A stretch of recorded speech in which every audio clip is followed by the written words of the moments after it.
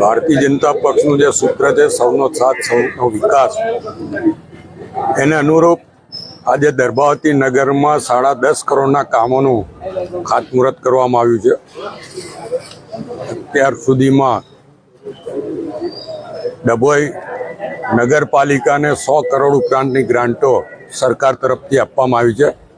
આજે 15માં નાણાં પંચ અને સ્વર્ણિમ આમ બંને ગ્રાન્ટોનું ભેગું થઈને 10.5 કરોડ રૂપિયાના મહત્વના કામોમાં નગરપાલિકા શોપિંગ સેન્ટરથી સરિતા ફાટક અને નગરપાલિકા શોપિંગ સેન્ટર વાઘનાથ મહાદેવ મંદિર સુધીના વરસાદી કાંસના કામો છે. તાલુકા પંચાયતથી વાઘનાથ મંદિર સુધીનો વરસાદી કાંસ, ચોતરા પીરની દરગાહથી એસટીપી સુધીનો રોડ અને વિવિધ પમ્પિંગ સ્ટેશન પર પંપ રૂમ બનાવવાનું કામ તથા અત્યારે કલ્યાણપોળ